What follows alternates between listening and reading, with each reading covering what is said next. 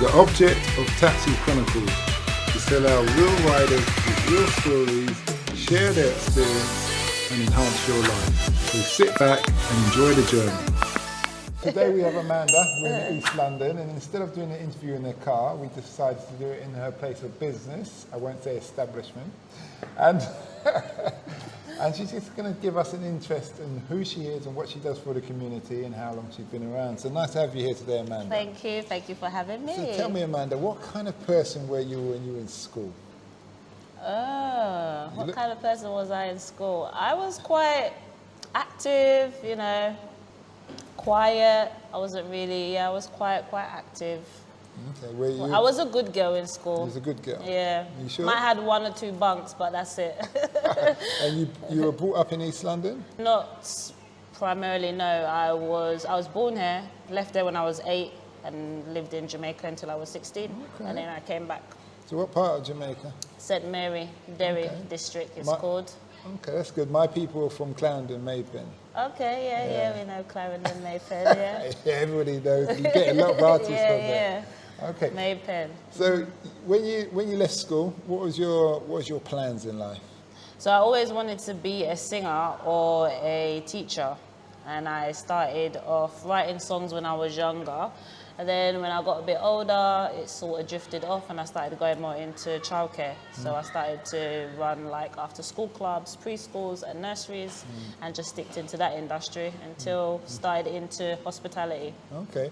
So going back to the singing, did you have any singles or albums out there? No, nothing's out. It was just all in my book. You never know. You put that on YouTube, you know. You never know, yeah. You might get them likes and then maybe. You know what I mean? I It doesn't hurt to throw it out. Yeah. So you said you started to get into retail. Like what was the childcare? Oh, childcare. So why childcare?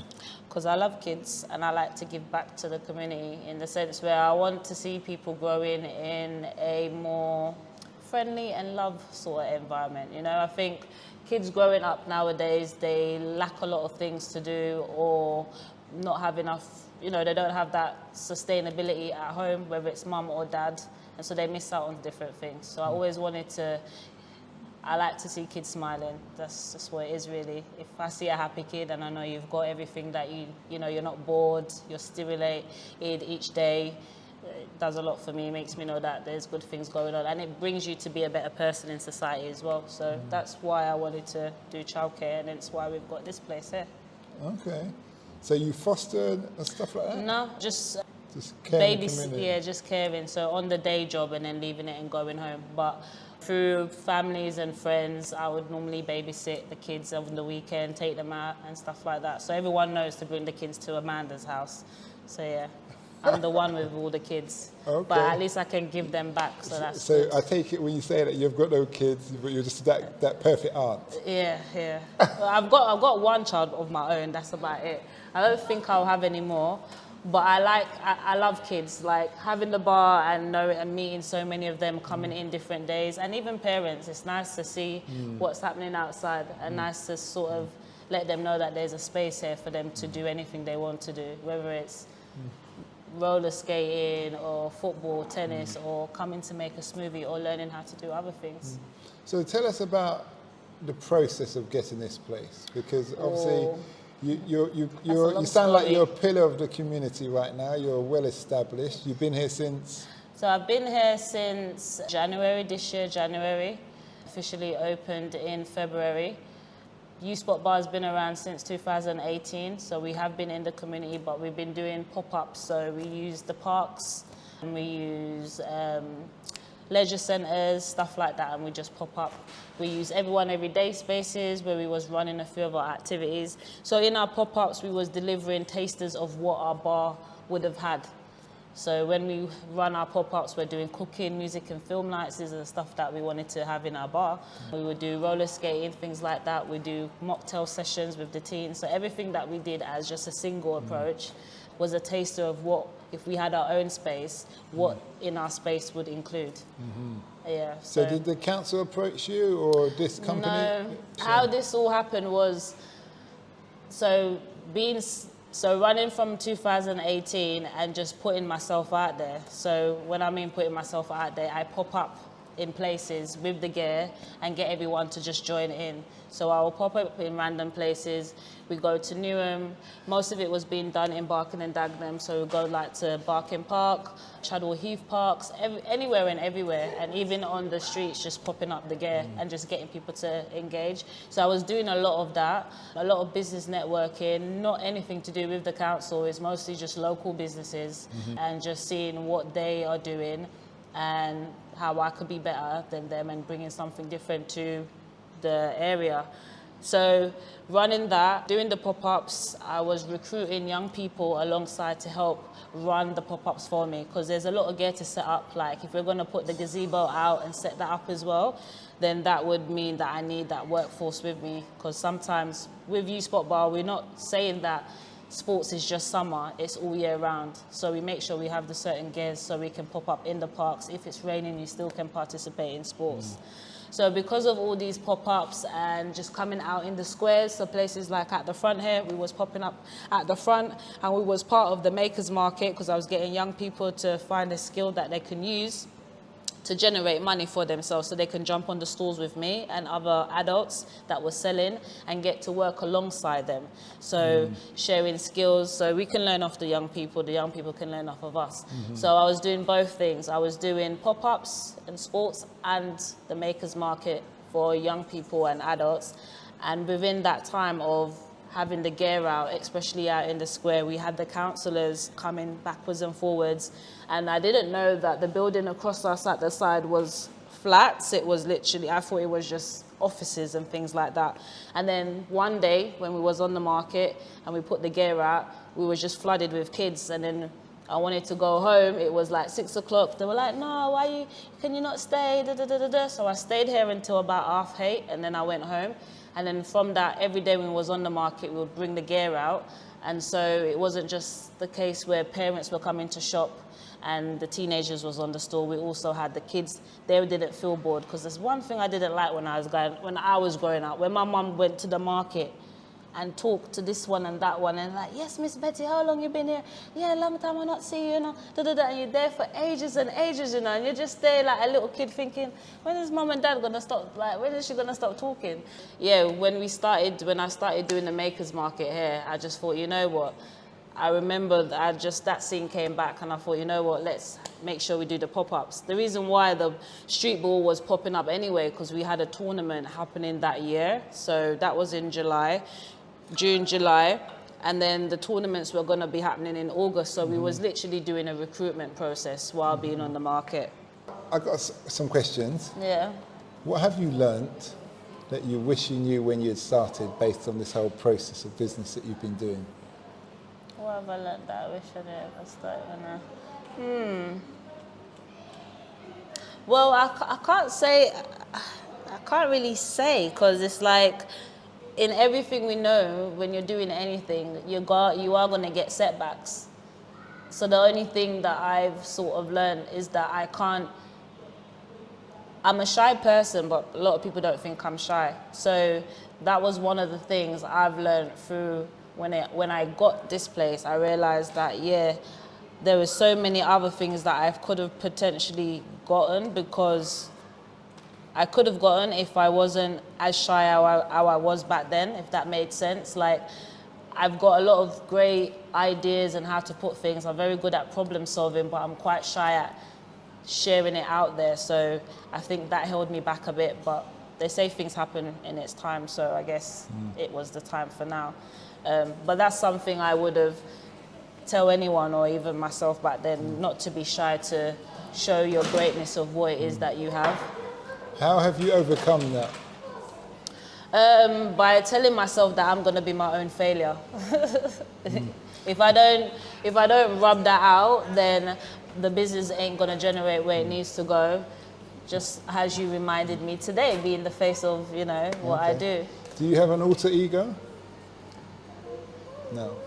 No, I don't think so. Break down alter ego for me. Alter ego is where you feel, let's say my alter ego is, what's my alter ego? Bond, James Bond. And the reason why it's James Bond is because he's carefree, but he's smooth, and he just gets the job done.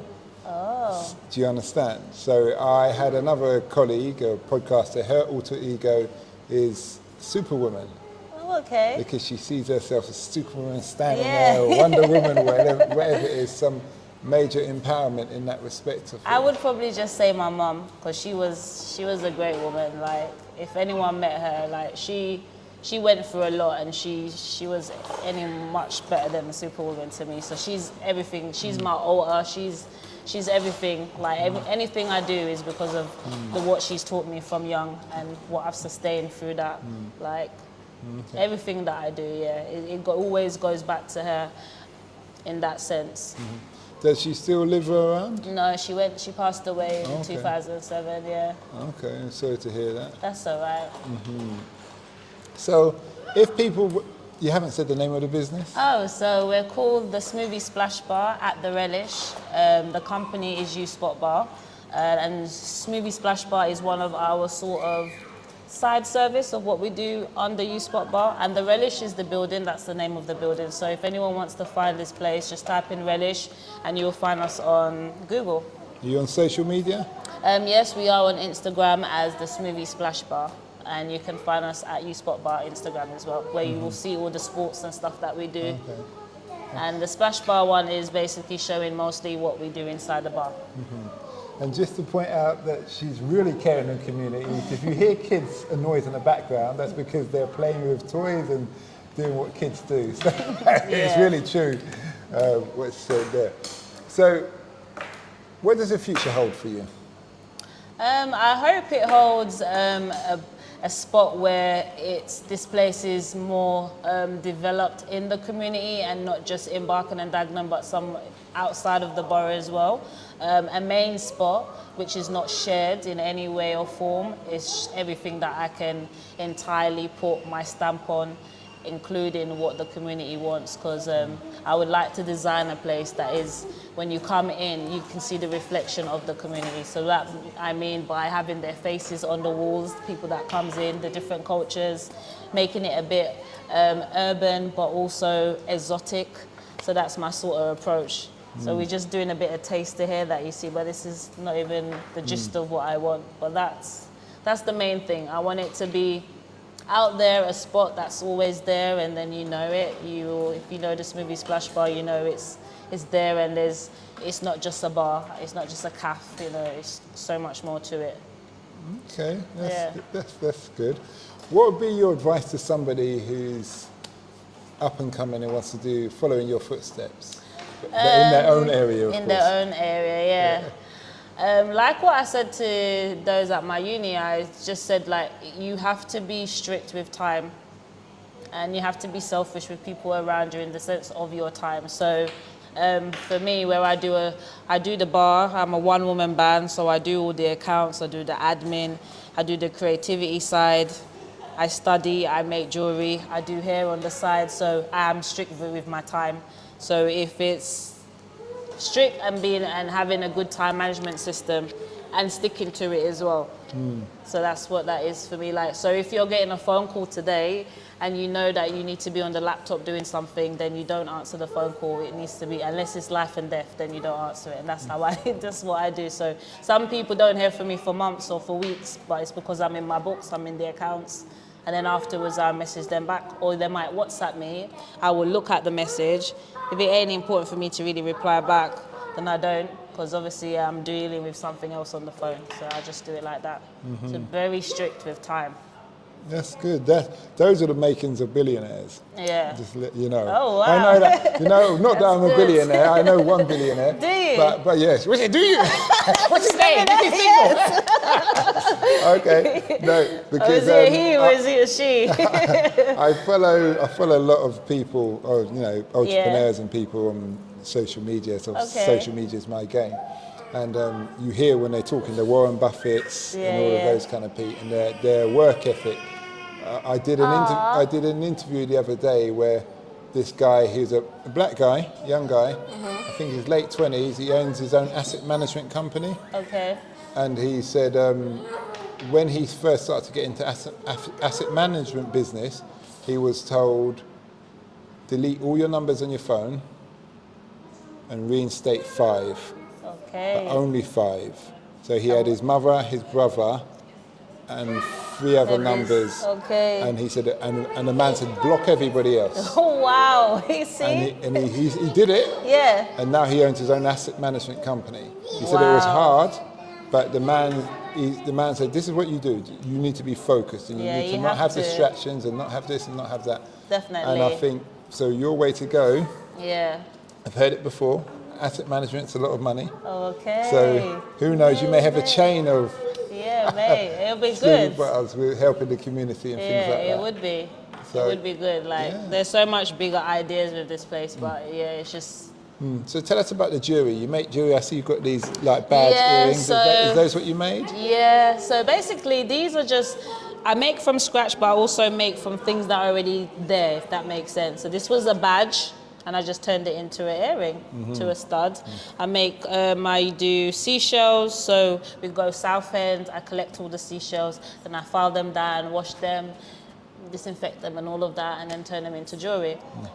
People can bring me their old jewelry, I can redesign it into something new that you want. It's up to you what you want to turn it into, and I do that.